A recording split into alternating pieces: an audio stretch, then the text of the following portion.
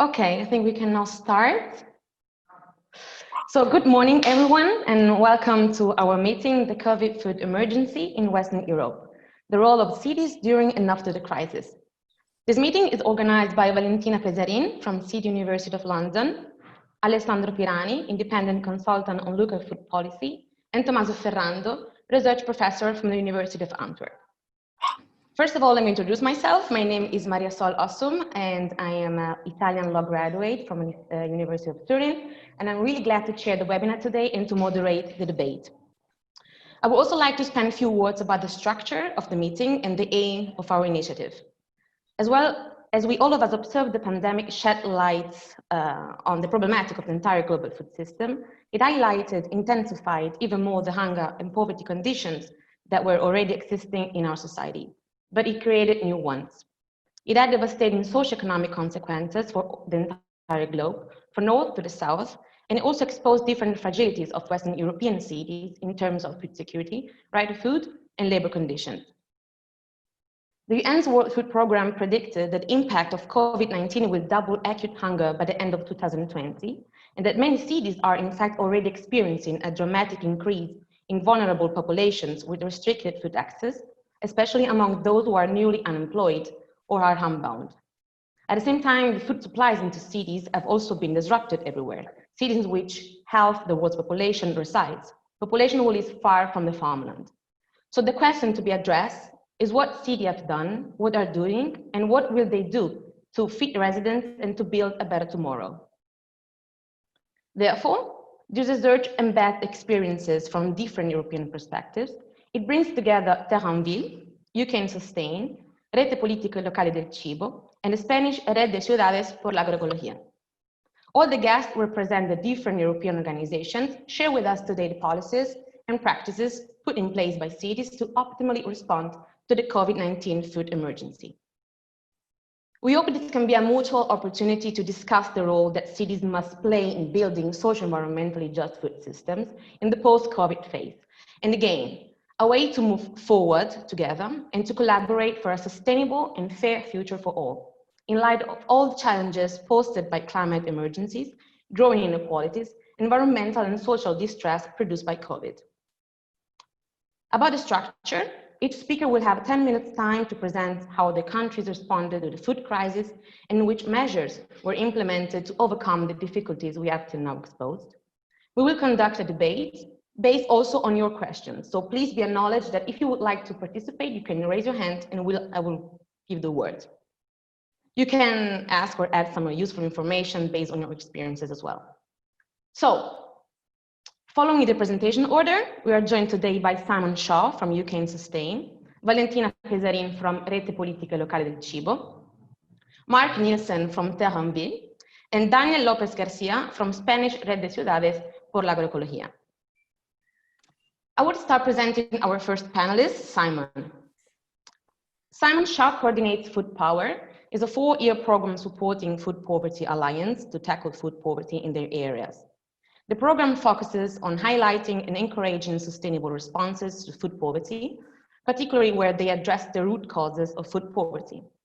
The program is delivered by Sustain and Church Action on Poverty and funded by the National Lottery. Simon has previously oversaw Sustain's London Food Poverty campaign. Prior to working at Sustain, Simon was the lead officer for the London Assembly's Zero Hunger City investigation into food poverty in the capital. Simon has also held a number of roles in the third and public sector, working to influence policy and practice in a range of areas, including inequality and poverty, disability in aging, health and social care, social security, and employment and skills. Simon has a bachelor from the University of Cambridge.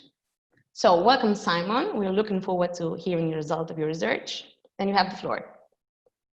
Thank you very much. I'll just share my screen, hopefully.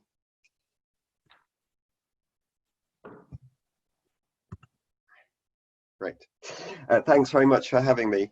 I'm going to talk about the situation in the UK, but just a couple of weeks ago, we got people together from our network to reflect on the response to food vulnerabilities during COVID. So I'm going to talk a bit more about their reflections rather than what's happened in the UK in terms of responding to COVID, but I will cover that at the beginning. So I run the Food Power Programme, as Marisol said, and we're a network of 60 plus what we call food poverty alliances, but food partnerships, other kind of networks from around the UK. And we're a central team supporting those areas to respond to food poverty and household food insecurity in the UK. And just very quickly, the programme's about, as Marisol said, a more coordinated, long-term, sustainable and tailored approach to food poverty with the aim of reducing household food insecurity, but supporting local areas to develop their own solutions as well as shared solutions amongst themselves. And one important part of the programme is to give a much stronger voice to those with experience of food poverty themselves, and for them to have an influence on how food poverty is responded to in their area. And outside of Food Power, they've also gone on to have quite powerful national voices and influence. And we're a sister programme to the Sustainable Food Places programme, which is another network of food partnerships around the UK.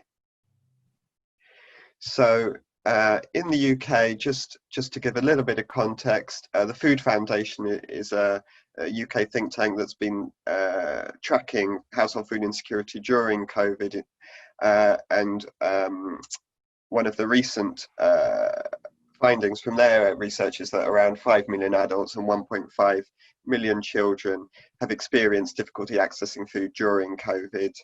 And roughly half of those people, the main reason has been around financial hardship during the crisis, but over half it's been the problem of accessing food, which might be because of isolation, old age, illness, disability, or other physical barriers. And obviously for some people, those two have combined in a particularly difficult way.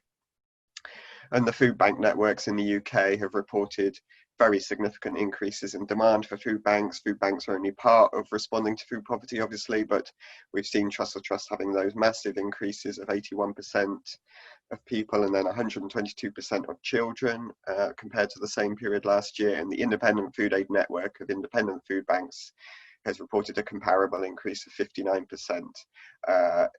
Between February and March this year. So massive demand on local areas to respond, as well as councils and government. And so places in the UK have responded, as I understand it, in a fairly similar way to other European nations, but it would be really interesting to understand some differences and similarities. And it has really varied across the UK, which I'll come on to in a moment, but generally we've seen some common trends around quite significant coordination in local areas, cities, towns, other places, in terms of bringing people together. And we found that where there is an area of where there is already a food poverty alliance or food partnership, that coordination of an area has been much easier. Councils have mapped what's been available. By councils, I mean local authorities. Councils have produced web pages providing information about where people can find food and other support. There's been, in some places, a centralised triage system, which is where individuals maybe phone a helpline and then their needs are identified, whether they need financial support or food support or both, or some other kind of social service or other kind of intervention. And so then, as I'll come on to on the next slide, people have been directed to different kinds of support. And that's worked to different extents across the UK. We've had a really interesting dynamic, but quite problematic dynamic around free school meals in the UK. So a significant number of children from families in low income poverty are entitled to free school lunches normally. When the schools closed, the governments around the UK set up voucher systems, but also individual councils and schools were able to set up alternative schemes as well. So a real mixed model of some meals still being provided, some vouchers, shopping vouchers being provided, and in some cases families being given cash to buy food that they would have otherwise got for free at school. We've seen a system of hubs being established, distributing food across areas, and I'll come on to one of those in a moment. People picking up food aid in the normal way, but also that being delivered in some areas by food banks and others.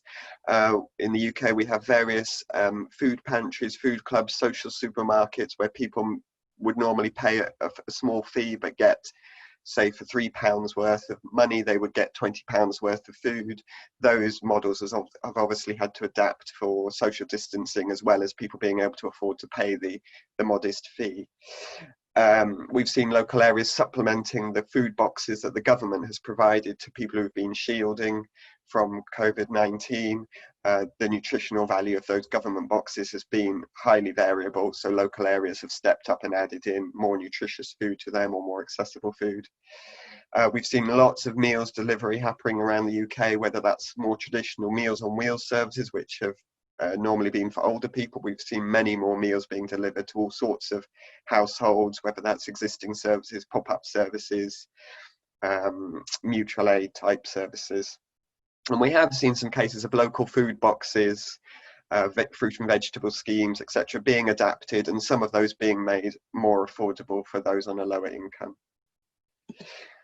So this quite complicated chart that you may or may not be able to read very well on your screen is from the London Borough of Greenwich. So that's in southwest London, population of about 250, 300,000 people, I think. And this is the example of their triage system in Greenwich. So on the left-hand side, people are identified in terms of what the issue is, in terms of being able to, the problem in terms of not being able to access food, and then they follow a pathway that takes them to financial support, food support, or other kinds of assistance. And we've seen lots of areas follow this, but Greenwich is one of those who've tried to present it in a pictorial way for others to learn from and to understand what it means going forward as well. So yes, a couple of weeks ago, we got 100 or so people together to talk about the response to food vulnerability during COVID-19. And it really is, it was really a story of two sides, with these two infographics here saying, when we asked people what should continue from the food response to COVID and what should stop from the food response, you can see that just the biggest text there, working together, and duplication on the other side of things to stop, the biggest thing that came up. And you kind of think, how can one be happening at the same time? But it's showing the variability across areas, where in some areas people have felt there's been really great collaboration and working together. In other areas there's been duplication, and obviously those two things have existed in the same place as well. But we had so much that came through from those discussions. And so the things that people identified as good, these are some quotes from some of the attendees, was about people coming together, working together in ways that they hadn't done before for whatever reason. But one of those being barriers coming down, especially sort of local authority, public sector barriers to collaboration, and funding being accessed and funding being used in the way that community really needs it. So I think a really powerful quote of the unimaginable becoming possible suddenly. And partners who had maybe been seen to be just nice little community groups are now being seen as sort of serious players in their local area, because they're meeting the needs of people that are often hidden from councils and public services. And the point that was made, I think, in the pre-discussion about how COVID has shown how fragile the food system is, but that those who were unwilling to see that or really be conscious of that have been forced really to really understand the food system is very fragile in terms of supplies and reaching those who may struggle in difficult times. So this is the exact flip, really, to a certain extent, about what's been bad. In some areas, people have described uncoordinated chaos, with people who are the most in need being missed. Nutritional guidelines that most of the established food aid providers would adhere to have been not necessarily adhered to by new response groups coming up. That's by no means universal, but an issue there around any food being given out, rather than thinking about the nutritional quality of food, or being able to meet that even if someone is aware that they should be giving out better food. People have described the government's shielding parcels as the opposite of dignity, and people are worried that the food aid response from a community means that government is stepping back and not doing what it should be doing. And for a lot of people, the focus on food and getting food to people has meant that there's been lack of focus on the issue of food insecurity and income, which we know is the main driver of household food insecurity in the UK. So just quickly, in terms of what people felt should happen next, people felt, yes, that people should have the financial support and advice they are entitled to, and that there should be what we in the UK call wraparound services, so sort of more holistic and thorough support for people, not just giving them food and seeing that as the problem being closed. This issue of the free school meals, alternatives that have been provided, the vouchers, the cash, the meals have provided so many lessons, not just for how free school meals should or could be provided, but also what happens during the school holidays when we know families struggle, but also what it means for other schemes that are trying to support families around food. There's a lot of interest in the UK, not only about improving our existing social security system, welfare system, but also in our network around looking at universal basic income, minimum income standards, given particularly how much the government has supported people who've had to be furloughed during COVID by paying 80% of their salaries. So people rightly are wondering, if the government can pay that, why can't we move to a fairer social security system that actually recognises the real cost of living? And then this point that meals should be nutritious, high standard, and offered in a dignified way, so that people can make choices, even if that's remotely, that nutritional standards are adhered to.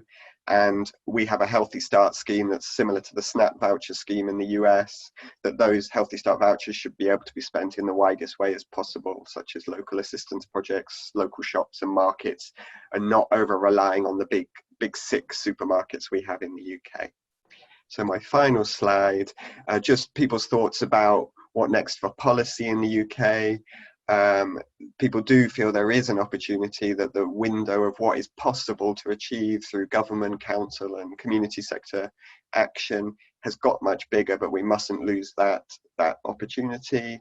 A real drive to not institutionalise food aid within the UK. People very worried that the UK is heading towards a US North American type model of food aid and food banking, and that the COVID crisis may have actually exacerbated that risk, even though many people would understand why people have had to need emergency food aid during the crisis.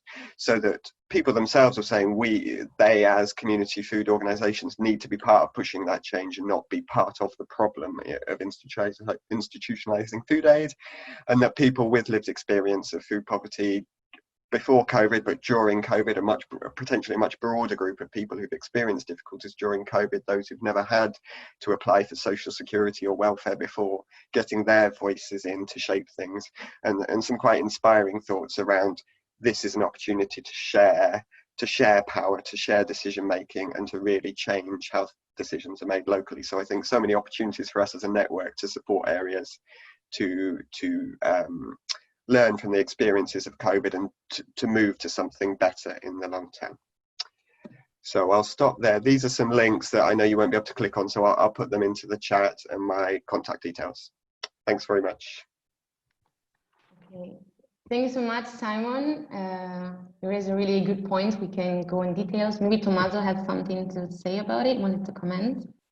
Yeah, just hi everyone, it's Tomaso here. I just brief comment on what Simon just mentioned, just because we had some technical problems with Maria Sol in the meanwhile. Just thanks a lot for your comments, and also in particular for bringing the voices from the ground, Simon. That's extremely appreciated, and that's very important to already see that there has been happening, this kind of bringing together the people and listening from them and hearing from them what they are experiencing and what their vision is, and what the things that worked and the things that didn't work were in the last months.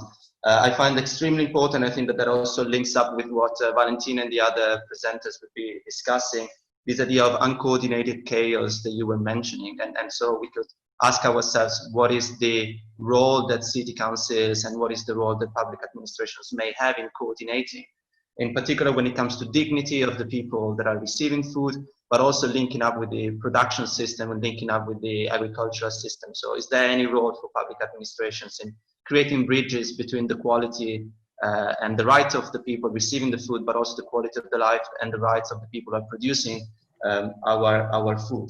And then two things that I think maybe Valentina will also be touching upon, because I know the research that she's doing a little bit better. The first one, how do we reach those who are most in need?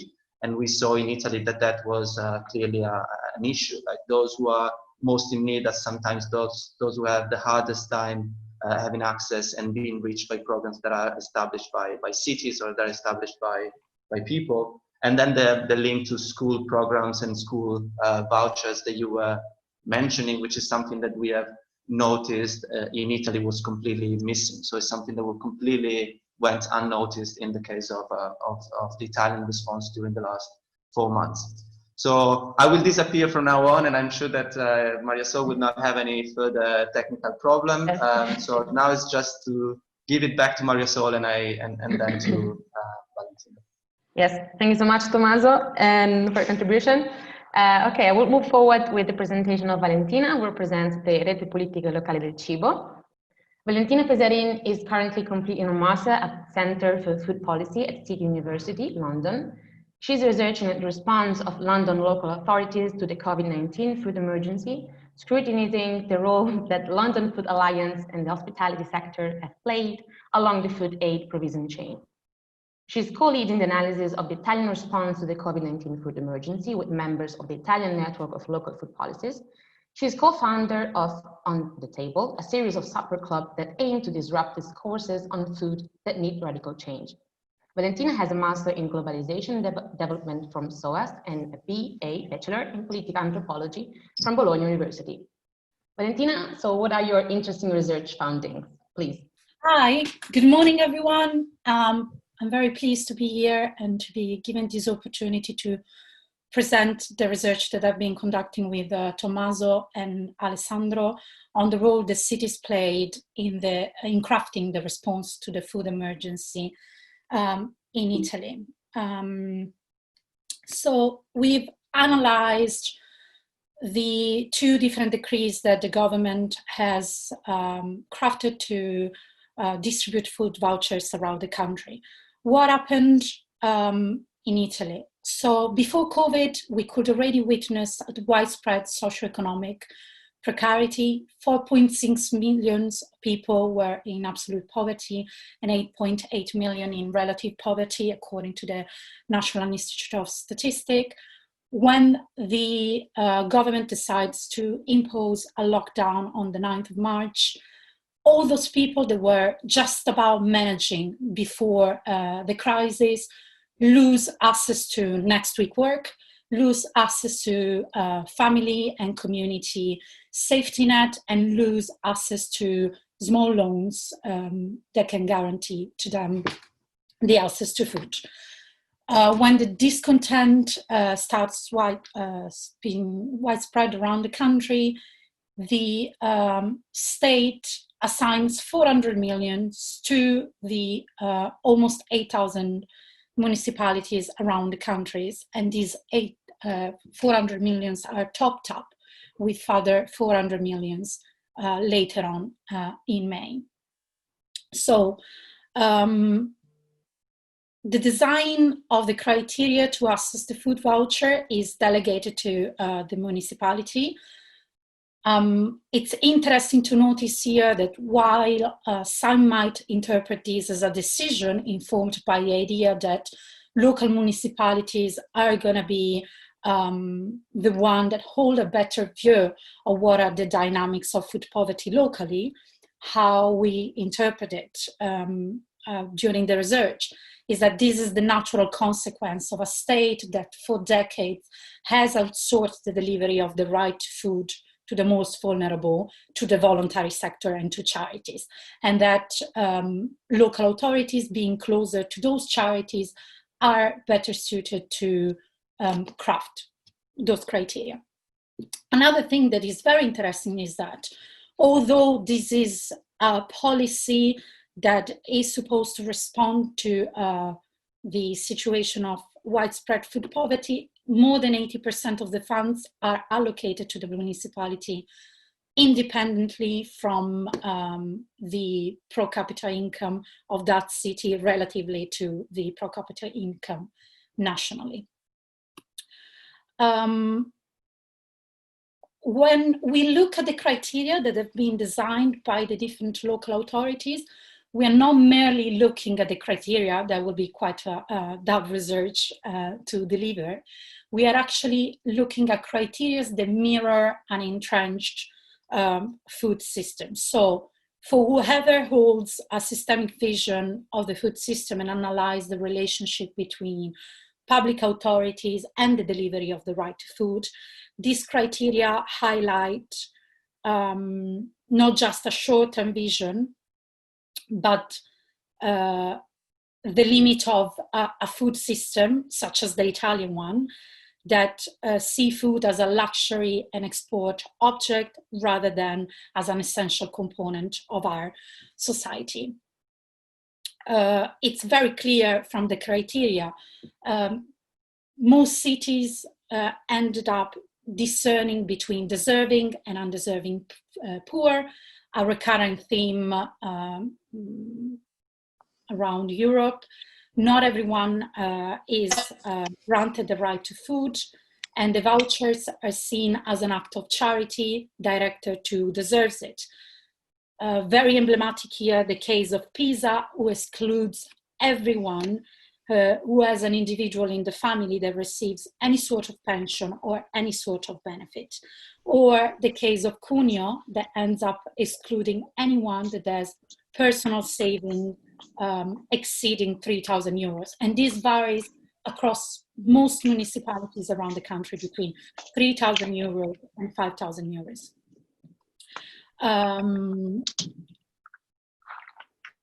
Even if the Ministry for Family and Equal Opportunity suggested to the Council not to adopt discriminatory criteria such as residency and migration status, most cities adopted the criteria of residency and migration status. Only positive exception around the country is the municipality of Napoli, who granted the vouchers to everyone who was waiting to receive visa or refugee status. The first come, first served basis worked as a leading criterion to grant the voucher. Emblematic here, the case of Rome, where 40,000 requests were received and only a third of these were granted.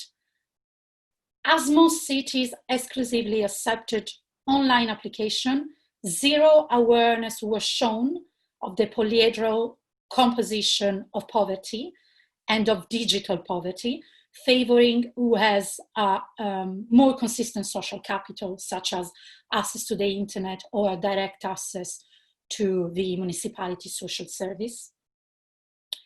Again, quite short sight is shown by the fact that is considered as totally irrelevant the housing status. Very few cities discerned between rent payers and homeowners, not considering the 46% of the family that live in absolute poverty do rent a property. Again, a recurrent theme is that the partial management of the scheme was outsourced to the private sectors and charities.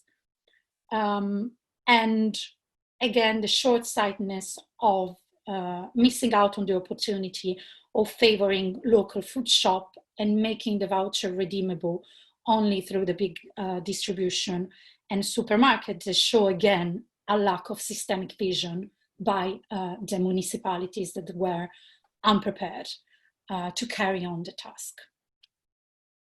So very briefly, because then we're going to go back to it during the Q&A, but what we learned is that both decrees were designed with the idea of granting food to those who reach absolute poverty during the pandemic.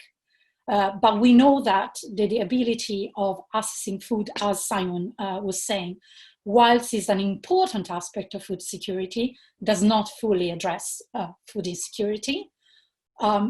again, a recurrent theme is that emergency food assistance serves as critical need, but work deleteriously as well, because mask the state failing in delivering the right to food.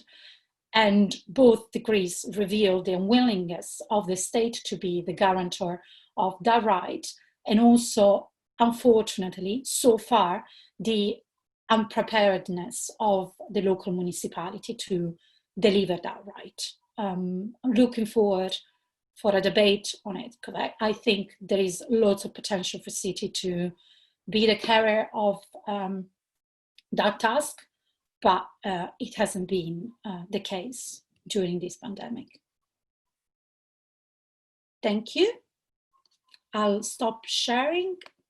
Yes, thanks so much, Valentina, for your contribution. Yes, can you hear me? Yes. Okay, perfect. Thanks so much, Valentina, for your contribution. It was a really interesting perspective of the Italian situation, which raises already some differences, similarities from the previous presentation. What I found really interesting is the criteria, as we were saying, that were completely established by the cities, completely independently, and which I guess created a new vulnerable group, where we can say created a more division, not just only in terms of food availability, food access, but also created this kind of digital poverty. So people didn't have the access for apply for the food aid, were completely excluded. And also the migrants, so people, refugees who were not a resident in the city, were also excluded. So the question here is, which is actually the priority, so the food or something else, because also the privatization of the sector is quite emblematic. So maybe we can go into detail later and discuss about it. And I will go on with Marc, who will speak for the organization Terres, Ville. Marc Nielsen has a master's degree in geography from the Free University of Brussels and is director of Terres, Ville since January 2019. From 2003 to 2008, Marc has been working in a private office in Brussels in the field of town planning and architecture. In 2008, he started a position as a researcher at the Free University of Brussels, where he has notably in charge of several European projects focusing on dissemination and capitalization of scientific information, and was the Belgian contact point for the program European Territorial Observation Network. In 2016, after supporting several French public authorities in evaluating their LEADER program, Marc joined Terres, Ville as project manager on diverse activities focusing on spatial planning and territorial food strategies. So Marc, I'm really curious to hear your perspective. You have the floor. Thank you. Thank you, and hello to everyone. I don't have any PowerPoint support, so I hope you don't mind. As Marisol said, Terres, Ville is a network of 28 French cities, and was created years ago. And our mission is to promote the know-how exchange between our members in the field of food policy, and to stimulate experimentation in our members, and also to enrich and to contribute to the national but also the international debate on city, its agriculture, and its food system. So what have we done very recently, and more specifically during the time of the lockdown period? What we did is that we carried on a common work with two other national network of territories, which are called the France Urbaine and Résolis. And what we did was to figure out the different action of the cities that they carried on in order to secure their food supply during the 2 months of the lockdown. So we circulate the questionnaire throughout our members, because we have lots of members in common. And we had a feedback of 35 response, 30 towns and 5 chambers of agriculture. So that gives us quite good pictures of the kind of action that the different stakeholders were able to carry on during the lockdown period. And what we can say is that all those actions, we can classify them in three great categories, let's say. The first one is the agricultural production, the second one is distribution, and the third one is consumption. So it's quite simple. In terms of agricultural production, what we observe, well, first, in terms of impact of the crisis, we observe, of course, the closing of the collective catering industry because of the closing of schools, but also because of the lockdown.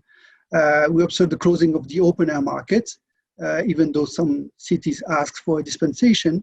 So that means a lack of business opportunity for the farmers. So that's a quite strong impact for the farmers.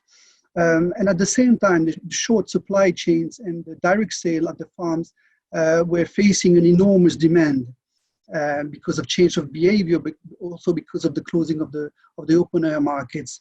And at the same time, they had to comply with the safety measure, which was quite complicated. And a third element in terms of impact is the seasonal foreign labor were no longer available because of the closing of the borders.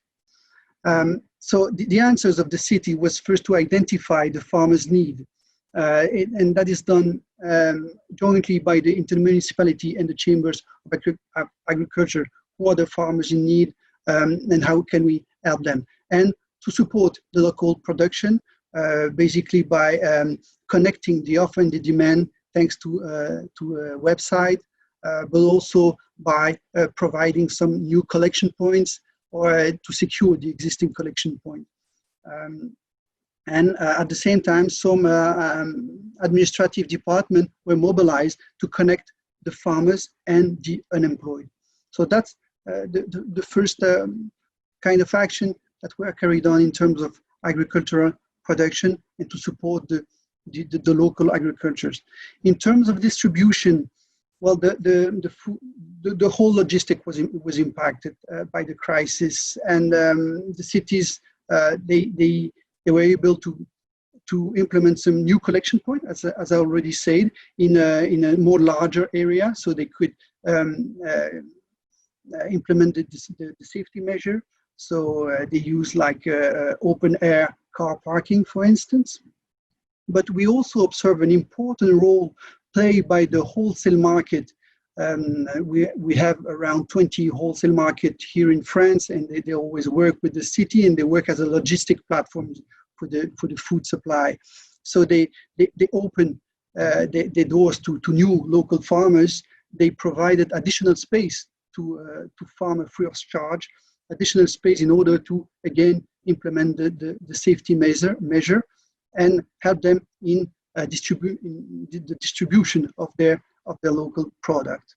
The supermarkets also played an important role. They intensify the partnership with the cities, sometimes because sometimes they were already existing, or sometimes they create new partnerships. And what they did also was to reference the different local farmers in a very speedy way, let's say, much more quickly than they do usually. They had to do that because the border were closed, so they were obliged to work with local farmers. And then in terms of consumption, well, the main impact is the closing of schools. So the school meals were no longer available. So that means an extra charge for the vulnerable families. So it's also a main concern for the students. 20% of the French students live below the poverty threshold, which is enormous. And the problem for the foreign students is even more worse because they don't have family here in France. So we have some critical situation there. And the answer was, well, solidarity action to help most vulnerable people in connection with the local NGO to identify the people at risk and to provide meals. We also observe action to support the healthcare staff, like a restaurant providing meals to hospitals, and also some solidarity action to help the convenience store by a cash flow assistance. So that's basically the global pictures of different kind of action that were carried on in France during 2 months. Now, what can we learn from that? There is a global message first, that the capacity of response of the city to the crisis is directly linked with the existing food strategies and its degree of maturity, but also the existing working habits between the actors. That's really the global message. When I say that, I mean that the territorial strategies in French cities result in previous concern. We have to look back in the past 20 years to understand the capacity of each city to respond to the crisis, because from the mid-90s, they started to protect agricultural land. They implement financial aid for establishment of and renovation of farms. They support short supply chains. So it's not coming from nowhere. There were already existing strategies. A second message is the very recent, but also important role of the state in the food policies. Because since 2014, there's an important feature in the French law, which is called a territorial food project, the Projet Alimentaire Territorial. It's a mechanism written in the law that urban and rural area can use for defining and implementing a territorial food strategy partnership. The objective is really to structure the local agricultural economy and to gather all type of actors that can be involved in a territorial food project. It's an important element. And what we observe, it's a third key message, that when the territorial food project is much more advanced, that means an even better capacity of response of the cities, of course. That's the case, for instance, in Grenoble or Le Havre, were able to very quickly respond to the crisis because they already had a partnership, a food governance, and habits of working together. So they could quickly respond to the impact of the crisis. And I think the capacity of response is even better when the strategy is very global, very large, and not only focus on the agricultural production, for instance, but also involves social aspects, social inclusion, and everything, all the aspects of alimentation. It's important as for another key message. It's not always one actor. It's always a partnership. It's a synergy between actors. It's a collective movement. There's never one actor that works alone. It's always collective between municipality, NGO, chambers of agriculture, citizens, etc., etc. Another message is also that the digital technology played an important role, like the internet platform to connect consumer, for instance. That's something we observed that really played an important role. Maybe just to finish with that, I don't know how much time I've been speaking, but I think that when we look back at what happened during those 2 months, I think that one good effect of this crisis is that people discovered that food is not coming from nowhere. There is a food system, there are producers, there's a logistic, there are many actors, there's labor forces. It's something complex, something fragile, and I think that's maybe the good point of the crisis, is to shed light on that food system, and it has already been said by Simon, I think. So, and that's the moment then to make choice to what kind of other food system we want, what are the choices to make in order to go to a more sustainable food system. And maybe the last message, the changes that we observed during this lockdown in terms of new partnerships or in terms of new behavior, including the behavior of citizens, will they last in the long term, or will go, or is it business as usual? will we go back to, to what we did before, or is it a new era that is opening right now? So I think we have to make sure, and it's important in France because we just had the election on last Sunday, so there are new elected members in charge now, and our work is really to give them the message that we have to really take into account the long-term requirement of the food system, such as the agroecological transformation of agricultural production, the recognition of food diversity and food cultures, the food democracy, and all those very long-term action. And that is not only, we're not in a fashion effect, but it's a long-term requirement and long-term policy. Thank you. Okay, thank you so much, Marc, for your contribution. I think it was really interesting to see already the differences between the Italian approach, the French one. I was really impressed by all the points you touched, you addressed, and especially what you were saying about the agricultural production that you highlighted in your speech was essential, because it seems that France shed really light on the essential role of farmers that in Italy was completely not addressed. There was some call for unemployed people to work on the fields, but even though we had the consciousness and realization of the essential role of farmers, there was no measures that try to address the problem itself. And it seems also as well that France pushed for local consumptions.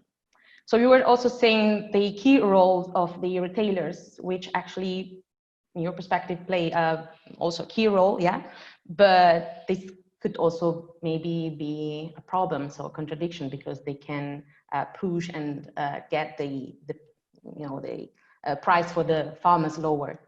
Well, I think yes. So there are the points that I was really impressed about, and we can move forward with the last presentation of Daniel López García. And good morning, Daniel. So Daniel is the technical coordinator of the agroecology section of Intentamos Foundation and of the Spanish Network of Cities for Agroecology. Working mainly through participatory action research, his research and consultancy activity has focused on local agroecological dynamization, sustainable food system, local food policies, and alternative food networks. The Spanish Rete Ciudades por la Agroecologia has been very active during the last month of COVID-19 pandemic. A work group has been created to facilitate knowledge and experience exchange to address the growing food insecurity and to map and support multi-actor initiatives for enhancing just, healthy and sustainable diet, especially regarding to impoverished groups. The network has also developed a strong activity in order to push the national government to permit and protect the activity of local food networks, including urban gardening, farmers markets, and food clubs. Okay, Daniel, so you can tell us more about the project of your organization and the difficulties of or results you came across. Please, you have the floor. Okay, thank you, Marisol. I'm gonna share my screen.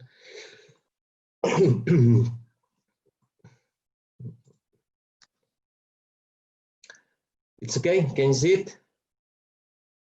Yeah.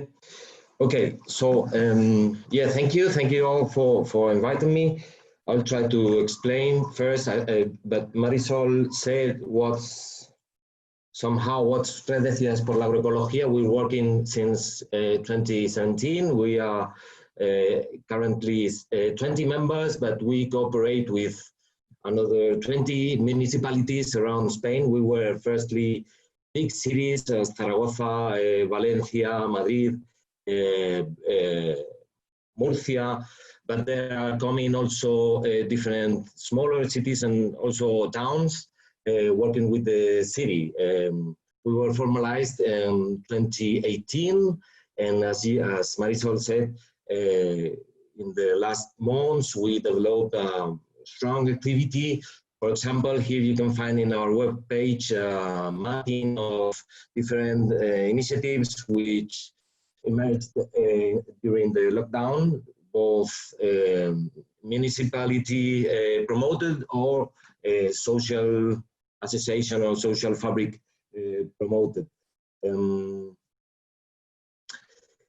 As you requested to talk on what happened in these months, well, in Spain we don't have data on what happened really. There are dispersed data, non-official data, but for example, Oxfam said that it appeared 700,000 new impoverished people in the last months, mostly migrants and women. One, I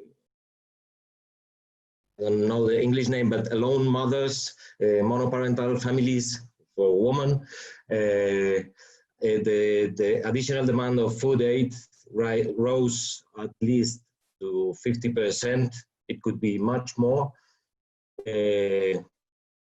And there was a previous situation difficult in some places, as for example, Madrid region, where before COVID, there was already 10% of the population, which is 7 million people, which said to not to be able to eat meat, fish, or whatever each time when they want. So what this is called food poverty. In this time, well, perhaps the most extended aid for food poverty in Spain was school meals. Most of them were, well, all of them were cut down, but some regions decided to keep on giving the money to the families with debit cards or whatever, but many other regions cut down and limited the aid to a very limited number of families. So this has been a real problem, thinking that many people lost their job in this time, no? Also, there was a big problem for farmers. Before COVID, there was a month of farmers' mobilization in Spain in February, perhaps March, because of prices, of low prices in origin. But during the lockdown, it was, as Marc said, very problematic that many of the main markets of the farmers, catering sector, but also big food retailers who changed or closed or changed their provision sources. You know? And so it was a big problem, and also all kind of infrastructures related to local marketing channels or local short food channels were closed, and it was clear that it was different parts of local administrations who crafted the response to food emergency. It was different than the administration parts who are usually carrying on the local food policies with the aim to sustainable and healthy food and diets. No? So the response to food emergency didn't include the health and sustainable food approach, most of the cases. Also, there was a big collapse of social services, and even non-governmental food banks and soup kitchens as the main basis is on voluntary work, and the main part of the majority of the volunteers are elder people, which had to keep at home. So there was a big collapse, and it was very difficult to keep on with the delivery distribution system of food to the people who need it. But also it grew up a very big amount of self-organized food banks, informal, most of them promoted by networks associations, which is an important social fabric in the cities in Spain. It was stronger a few decades ago, but it's still on. And I think the most of the response to the new cases of food insecurity has been responded by informal or self-organized networks, which in some cases have been supported by city governments, and in some cases have been fighted by city governments which didn't understood the way to cooperate. To talk on good examples, I could talk more on the example of good, small villages which are in our network. For example, Cardedeu is 15,000 people near Barcelona, which promote, they could keep the farmers market living during all the lockdown. They protected and mediated with local police, for example, to protect the delivery system for food co-ops and CSA, for example, and they made a very strong campaign for local dwellers to buy on local farmers, for example. No? I could talk on, for example, Orduña, another little village, 6,000 people in Vizcaya, in Basque Country, where all the money for the fair or for the la fiesta of the village was put to support the farmers market and the local producers, to link with local retailers, food retailers, to keep the local food delivery system working. No? For example, I can talk of, for example, talking on a medium-sized city, Valladolid, which is the capital of Castilla y León region, who supported, for example, the farmers of the farmers market to organize, and the city government paid the cost, the additional cost of home delivery of the food from the direct market. No? Some governments, regional governments, and the governments of the islands, Balear Island and Canary Island, who began buying, and also from Catalonia, began buying food for farmers. But this was a late response, perhaps 1 month and 1 month and a half after the beginning of the lockdown, to begin to buy this food to farmers, to give it to food banks and whatever. And for me, it is interesting, the example of Barcelona. The city councilor for food, they got the coordination of all the response to food emergency of the city. This means they coordinated social services, the cooperation with charities and whatever, and they tried to put an approach of agroecology, sustainable and healthy food, and they could not. And for me, this is important. I think that the previous speakers were talking in this sense. No, it was very difficult to put together the previous work for sustainable and healthy food and diets, and the response to food emergency, as it's seen as different ways of policy and with different aims, and it was really different in the emergency to keep on with all the work done in the last years for creating local food delivery infrastructures, local food distribution networks, and raising awareness in consumers, but also in local authorities. It was everything suspended in this time. What have we learned?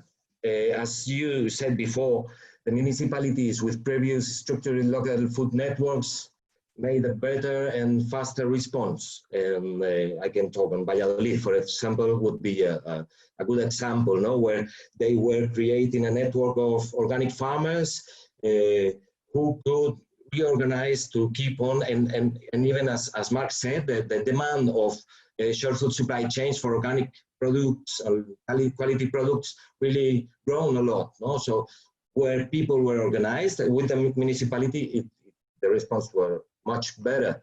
As I said before, junk food and calories and empty calories to big delivery chains were the most common answer to food insecurity, especially regarding to national and regional authorities. But for municipal authorities who tried to do it following the previous work for sustainable and healthy diets and food was not easy to respond, as the networks for local distribution of local organic quality food are really small, and we were not prepared, and also the national regulation of the lockdown really made difficult the distribution, but also to arrive to, for example, to community gardens or whatever. But as Marc said, it has and space has been open to think on food is a fragile and very important system of provision of cities, and we can link now response to pandemia with, for example, to response to climate risks, for example. No? And this space is now open. We have to fight for it because there are many people fighting for this space, no, and for giving a response for it. No, way food policy still remain as something linked to healthy, sustainable local food and food systems, and there is space to grow local food policy and to keep it as cross-cutting action line within local agenda, and it's time to grow and to work in this direction. And as the other speaker said, the response from the community networks hides the contradiction of top-down social policies. And in this sense, what I told you that some municipalities or regional governments fighted the self-organized networks, no, because it rises, it shed light on some contradiction of the social and care policies. No? We are now working in trying to promote. We have our national meeting in October. We hope we could do it face-to-face meeting, and we are promoting some institutional commitments for our cities and other cities in order to promote local food systems in front of global risks, bringing together the fight or the climate action and the fight against pandemics, or the also mitigation of the possibilities of pandemic.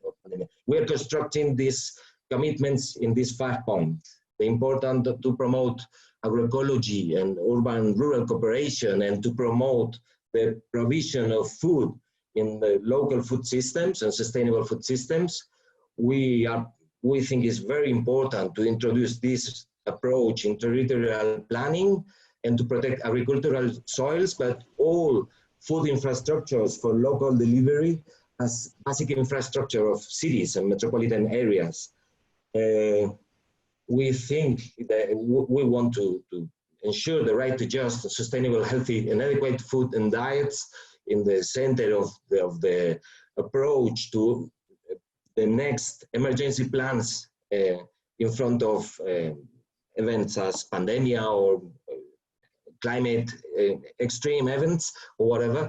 And it is important, as I said before, community activation activities, and strengthen, as you said, local partnerships, multi-actor partnerships, and local social fabrics, and multi-level governance and coherence. As I said, we need to overwhelm this opposition between the response to food emergency and healthy and sustainable food and diet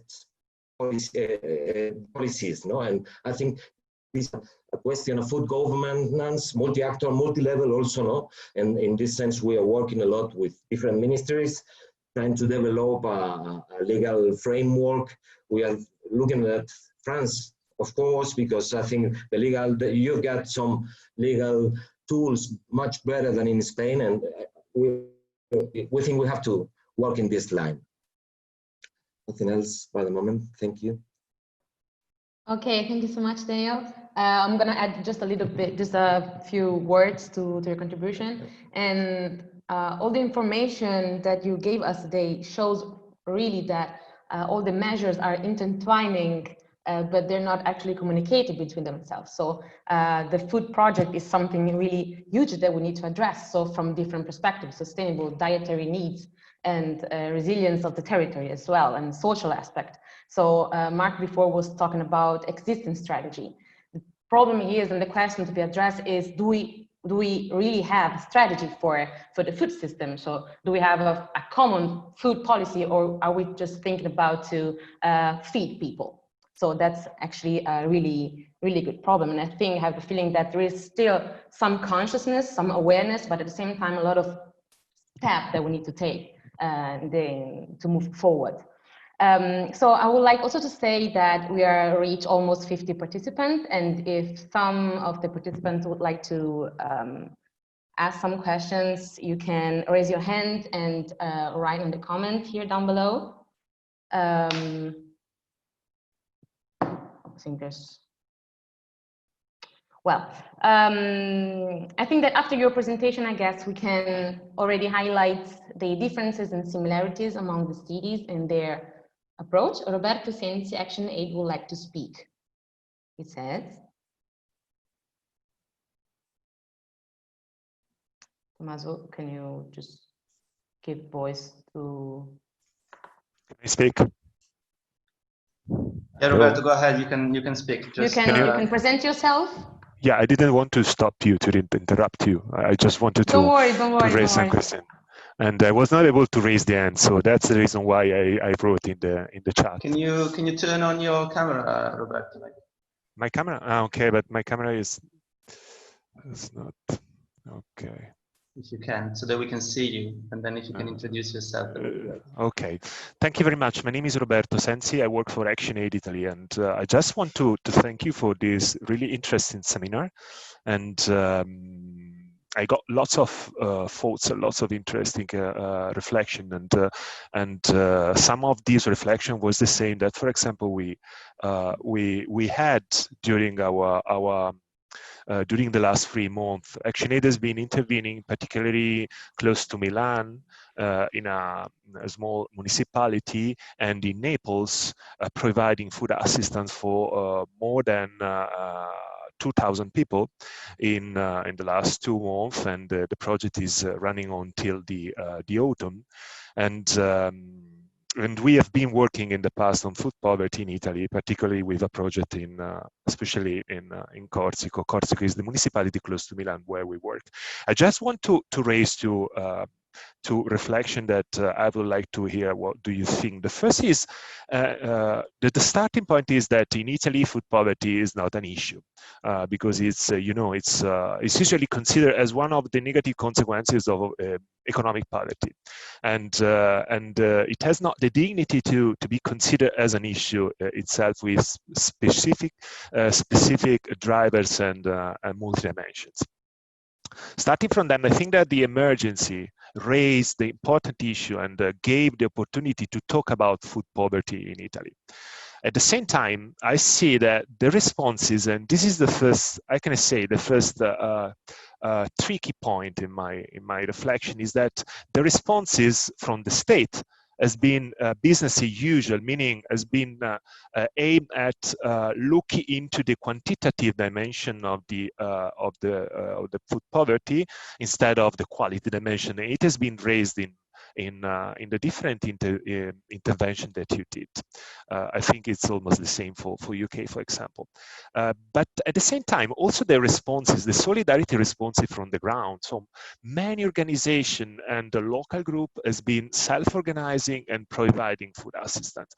At the same time, I really don't think that in providing such assistance, there has been a clear understanding of the complexity of the food poverty issue in the country. So my fear is that the need raised by the COVID emergency did not necessarily give the opportunity to shed a light on the problem of food poverty that is still considered as, one emergency step. And beyond this step, there are other priorities, and I think it's particularly relevant for the grassroots organization and NGOs, because I had discussion internally in Action Aid about this issue. The second point is in relation to the issue of what kind of approach. Because in tackling food poverty, you know better than me, because you are specialists on that, but in tackling food poverty, there are, as we said, many dimensions. And those dimensions are interact with each other and make the intervention really specific and tailored in specific needs. And what do I see is that this emergency, as I said, it gave the opportunity for discussing around food poverty. It also closed the door to promote a different approach, because the multi-problematic realities and the multi-problems that family face are not really gave the opportunity to use a constructive approach, multidimensional approach in this issue. I'm talking in particular, for example, on the issue of education and health awareness, for example, and consumer awareness. In diets, health diets awareness, because we have been targeting in our project. We have been supporting a local food bank in distributing food and other basic materials. At the same time, we target a few families, around 20 families, linking the food assistant to the local purchasing group, the Gruppi di Acquisto Solidale. And we are able to distribute high quality food sourced locally by organic and so on and so forth. But we also saw that this kind of assistance and the issue that we can combine nutrition education, for example, with this kind of assistance, it's really difficult, because those families are facing many problems and they really don't have time to look into or to get into or to be engaged in a more multidimensional approach on this. So I think the current emergency is really putting more challenges in being able to bring a right-based approach in food poverty, in particular looking at the non-material dimension of the food poverty, for example. Thank you very much. Okay, thank you so much, Roberto. I think that if any of the panelists would like to intervene, so the questions are around the concept of food poverty, the role of the state. Is states doing the usual business and looking at the quantity but not the quality of the the quality? And are solidarity's responses a solution for real to the systemic problems? I think we can start from Daniel. Daniel would like to intervene to maybe give us your perspective.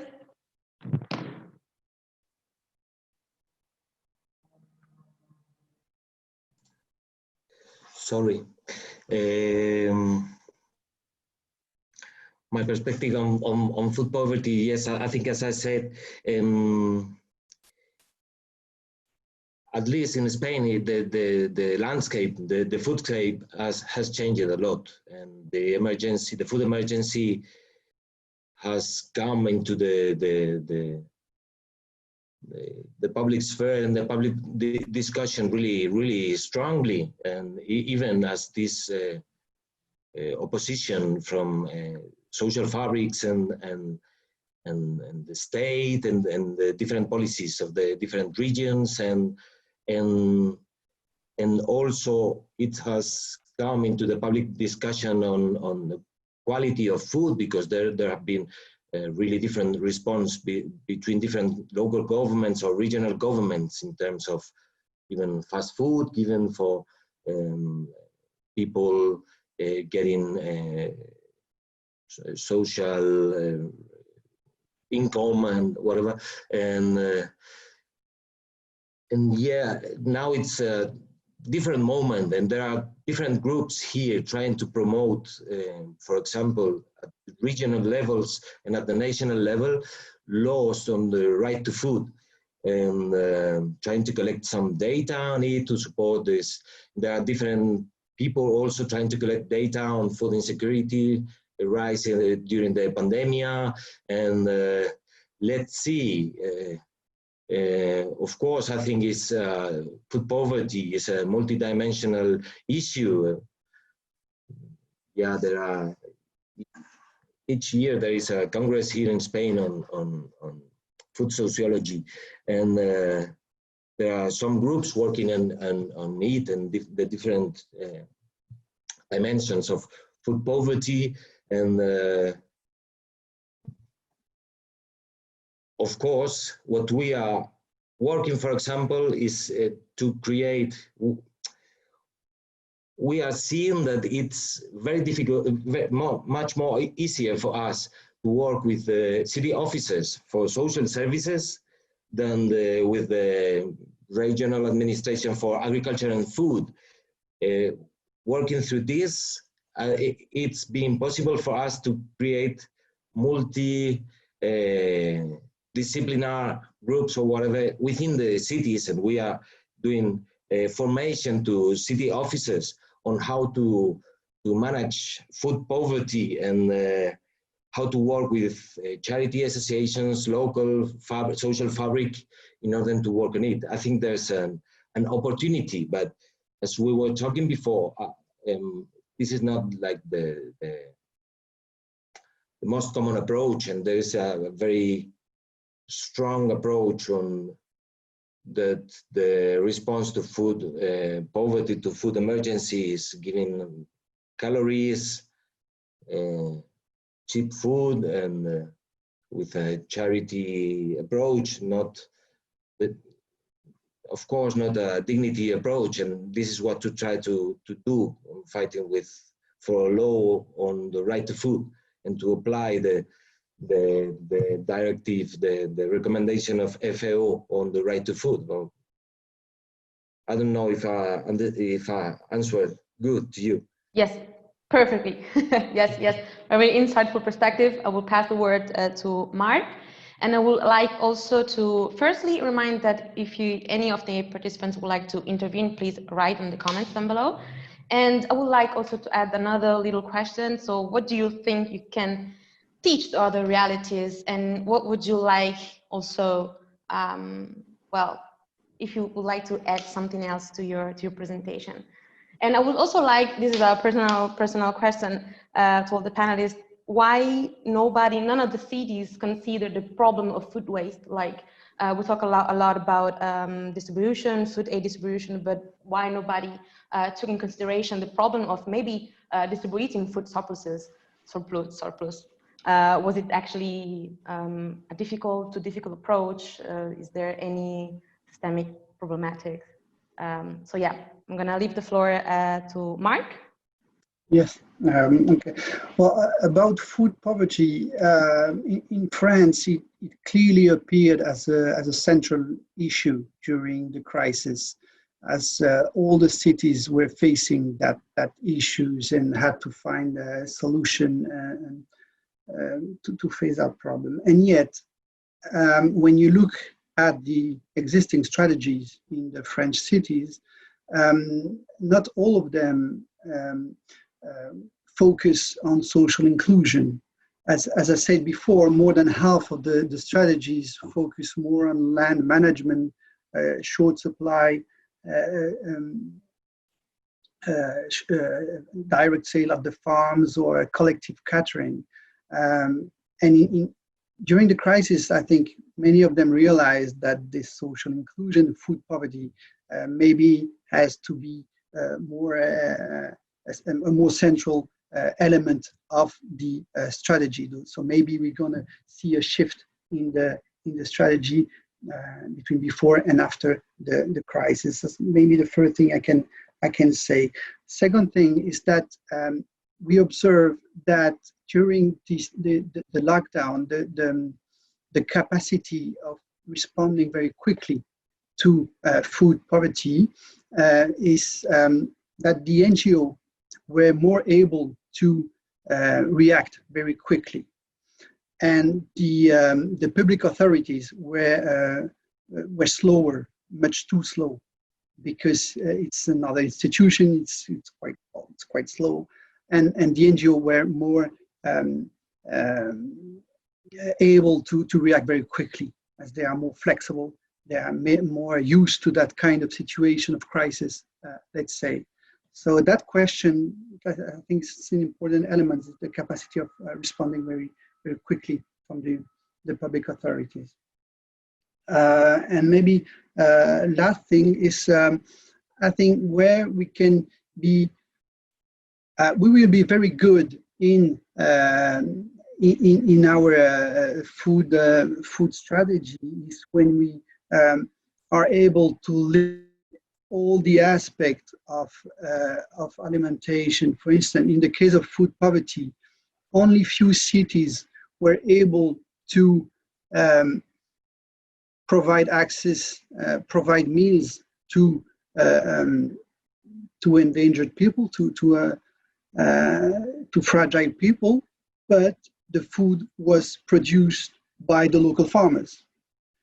When you do that link, that means that you are able to really have a global strategy that can connect everything, and you can collect the local farmers, the need of new outlets with the needs of the fragile people. And we observed that happened only in Lille, I think, and Le Havre.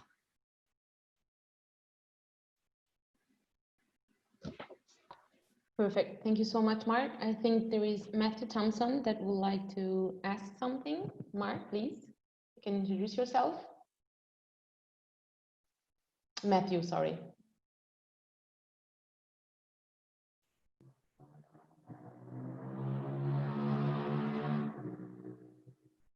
Is it?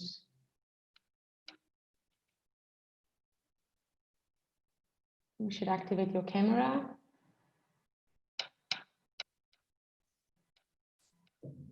I think it's all right. We can hear from Valentina and Simon on the first round of questions, and then we can go back to Matthew. And there was also Daniel who had another question.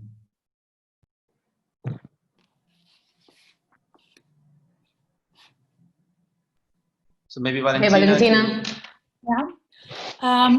So yeah, very briefly, I mean, what we find that has been happening in Italy and across Europe in the last couple of decades is a depoliticization of the concept of hunger in favor of individual behavioral responsibility.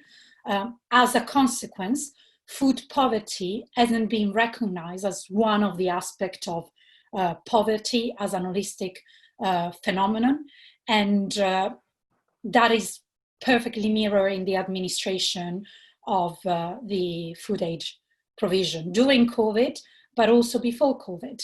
As we said, I mean, I don't want to repeat myself, but the fact that charities are leading the food aid provision in Italy in normal times is quite telling of the fact that the state is unwilling to be the guarantor of the right to food, and therefore historically has defunded projects that were before led by local authorities. And all of a sudden this emergence happens, lots of people, we talk about 18, similar to Spain, 800,000 people fall into extreme poverty and struggle to access food, and local authorities seem to be the one that can intervene. Yeah. Thank you so much, Valentina. Simon would like to share some thoughts as well. Sure, just quickly. Yes, in the UK, it took a long time for the government, the UK government at least, to talk about people who were economically vulnerable during COVID. They repeatedly talked about people who were medically vulnerable, clinically vulnerable, not language that I particularly like, focusing on the negative side, but really not recognizing the economic vulnerability of people that pre-existed COVID and had been exacerbated during COVID. And that really came to a head with the UK government saying it wasn't going to continue the alternative free school meal provision that had been happening in the last few months. They weren't going to continue that over the summer, whether that was vouchers or cash support for families during a very difficult time. And various campaigns, including the potential of a legal challenge led by Sustain and the Good Law Project, led to the UK government U-turning and offering a fund for support for families over the summer, which is unprecedented. So we welcome that, but it shouldn't have required that level of effort from the NGO sector and others for that to happen. The mutual aid stuff is really interesting. It's a real case how local communities know what's needed locally and can respond to it. But we're seeing now in the UK with we're now starting to see the lockdown eased in different ways. The shielding of people who are medically vulnerable is declining. So there's a sort of, it seems to be an assumption that the mutual aid responses such as delivering meals to older people will end, yet we know that people had needs for those meals before the crisis and will definitely need them for the rest of this year potentially, but the funding isn't there and the support and the infrastructure isn't there to sustain those really responsive mutual aid, solidarity type responses. So we do need the state and councils to step in, and other investors potentially, if there's a social enterprise model that can emerge from that, that's fair to suppliers and can meet people's needs, because perhaps in the case of older people, it's not an economic issue, it's an access issue, so they may be able to pay for those meals in the longer term. And just through the presentations that came after mine, it just, yes, the issue of people with different migration status, we call them people who don't have recourse to public funds in the UK, so don't have access to most social security and free school meals. Those groups have had access to more support during COVID, but lots of question marks over that kind of support now, with children potentially losing out very significantly. So that's really worrying. And the digital exclusion issue as well is very much an issue that has been raised in the UK with these quite dynamic responses around electronic vouchers for free school meals, but actually if someone has to print that voucher or has to have a smartphone or a tablet or just doesn't have internet access at home, because normally they would use the one at school or in the library, those issues have really come to the fore again. So there needs to be action around addressing that. And the issue about surplus food redistribution is a big tension, I think, in the UK. I think it's fair to say we certainly at Sustain we believe that food should not go to waste, and if it's edible, people should eat it. But in the UK, there's been a conflation, a confusion over being able to solve food poverty, household food insecurity, by redistributing food that would go to waste. And they're two different problems with two different solutions. And there is this risk that the COVID crisis has further entrenched an approach that's often not dignified for people themselves, but also someone is losing out if food is being given away for free, if farmers and producers aren't being paid fairly for their food, but it's being redistributed, subsidized by government. There's something not right there, and it doesn't take us to a very good place in the long term, while obviously recognizing that people shouldn't go hungry today. Thank you so much, Simon, also for addressing the question about the food waste. We now go to Matthew and Daniel, who had both questions. Matthew, would you like to please present yourself? Hi again. Yeah. Yes. Hi. So I'm Matthew. I'm one of Simon's local networks in Cornwall, Cornwall, in the southwest of Britain. Quick question, Marc. Thank you very, very much for your presentation. I found it very helpful and organised thinking. You mentioned, I think I think it was in your distribution description, I think you talked about how the wholesalers had made more space available to farmers and had helped them with distribution.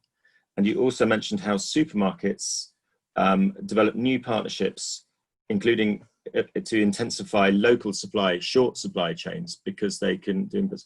If you'd be kind enough to say a little bit more about the detail of that, I'd be really interested. I haven't read your report yet that Lisa has published, but I'd just like to understand the mechanics of that, because in Britain, the supermarkets are really difficult to organise to buy local food. It's just a closed door. It's really hard. So if there's anything there, that'd be helpful. And then you mentioned, I think also that did you set up a website to match supply and demand of food available, and how did that platform work? I'd just like to understand that platform, please. How if you created one, or did I misunderstand? Thank you. Yes, yes. As I said, with the wholesale market, there's almost always a partnership between the wholesale market and the city. They work together in their food strategy. That's the case in Montpellier, for instance, or in Toulouse. and they work closely together. And in those wholesale markets, there is always a part for the local producers, the local farmers that exist all year long. And during the crisis, they really gave free space, more space to the farmers that were already working there, but also to new farmers, and they gave free access, and they also support them in their distribution. So the wholesale market was able to deliver all the product to the retailers, or to the hospitals or anywhere. So it was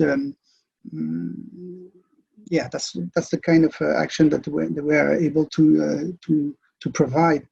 And for the supermarket, it's always a difficult question, the supermarkets, because in a territorial project, at least in France, it's not the most easiest stakeholder to reach, because they have another logic. They have their own logic, their own supply chain and everything. So it's very hard to work with them.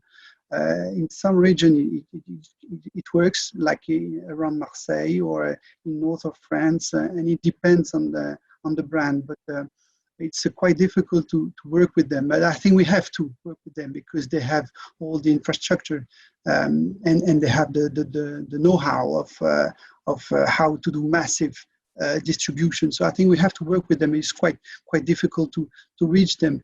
And but what we observe is that the existing partnership were stronger during the crisis, and they also what we call the referencing of the local farmers. Usually they do that. They have like a listing of local farmers they do business with, but during the crisis they really intensify that referencing, so they could really deal with many more local farmers. So I don't know if that will last in the long term. So I have no idea. We see that. I hope it will, but I'm not sure. Maybe they will go back to get food from Italy or Spain, which is cheaper, and not go to French local farmers. I don't know. And about the internet platform, we at Terres we didn't produce an internet platform. It would be too complicated. What we observe is that the cities develop their own internet platform. Most of the time it was already existing in their food strategy, and they really use that as a key tool to connect the offer and the demand, and also in terms of labor forces for the farmers, to connect the unemployed and the farmers that needed some labor forces. So almost all cities had their own platform. I can give you maybe some few links to that will give you an example. You always have a map where you can see the farmers, and you can like have a chat and discuss with the farmers. Okay, perfect. Thank you so much. We almost arrived at the end of our meeting, but I would like to give each panelist 30-second time for their closing remarks with the question, what should be the next step for all of us? So I would like to start with Valentina. The next step will be to create a dialogue among different organizations in Europe that have crafted different responses to the food emergency, more than to face a new emergency, to start thinking about advocacy around European food policy. In Italy, certainly to start advocating seriously and further for a national food policy, and for more people to declare their city food policy and bring it on into the implementation stage. Thank you, Marisol. Thank you so much, Valentina. And Simon would like to share some thoughts as well. Sure, just carrying on from that, I think there have been some specific issues that have come up around local supply, migrants, how vouchers work at the national and local level. And I think it'd be really good to identify, I think we have to prioritize and say there are perhaps 5 or 10 issues that we as a group of people want to really explore together and share learning on, because I think there is so much that we can learn from each other. So we can share practice across our countries, and particularly at the moment, I'm really keen for the UK to still be talking to other European countries and sharing learning, because there is so much we have in common and can adapt from each other. So I think if we could identify some specific areas that we think we could explore further, that would be really great. Otherwise, I'm worried we could talk about everything and it might be a bit too much. Thank you. Last but not least, Marc. Yes, but very quickly, I think we have to really work together and maybe to connect our work, and maybe to be able to have a message at the European level, and by connecting national networks, and we can try to give a unique voice and try to move the line at the European level. I think that would be the main goal by working together and to structure a common voice. It's not an easy task. Perfect. I really would like to thank all the panelists and to all the participants for supporting us. And we're at the end of our meeting, and we hope that this meeting made you reflect not only about the systemic fragility of the system, but shed light on the importance that cities have in ensuring an adequate right to food security and food sovereignty. And I hope as well that this meeting will give you the opportunity to better think about these issues, because cities must have an essential role in ensuring that citizens can access the food they need. And again, cities need to overcome, if not prevent, the emergency that we are now facing from the social, environmental one. So I would like to remind you as well that you can find all the contacts of the panelists here in the chat, and that the recording will be shared on YouTube, and to anyone interested, please can get in touch with Tomaso. And well, thank you again. Thank you so much to all the panelists, to everyone for this beautiful initiative, for your time, for the research, for the discussion, the debate, everything. Thanks a lot, everyone. Thanks a lot, Maria Sol. That was great. Really lovely. Thank you.